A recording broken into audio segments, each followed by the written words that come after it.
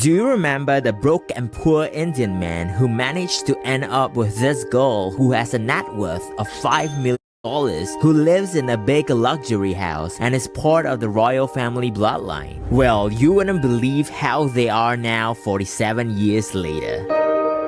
Mahendra comes from a poor family who had very little money, that he didn't even manage to finish his art education and had to start work at a very young age, where he started drawing for people on the street for 12 cents a painting. But before you think his life is unlucky, this was actually the best thing ever. Because one day, a young blonde-haired, blue-eyed girl asked him to paint her a portrait on the street, and Mahendra instantly was attracted to her. So much that he managed to go on many dates with her and even took her home to meet his parents during her time visiting in India. But things got weird when it's time for the girl to head back to her country. Because when the girl asked Mahendra to follow her back by giving him money to take a plane over, he refused, as he didn't want to be seen as a gold digger to her rich parents and wanted to earn his own money to travel to Sweden. And because of that, they were separated and communicated with only letters while Mahendra worked and saved everything he had. But sadly, even after a year, he still couldn't make enough money to buy a plane ticket. That's when he decided to do the unthinkable. He sold everything he owned and bought a bicycle and decided to cycle all the way to Sweden.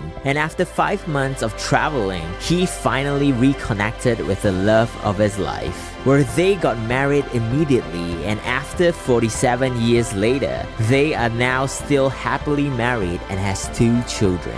With Mahendra now being a famous artist for the Swedish government too, which is why their story is proof that no amount of distance and time can stop true love.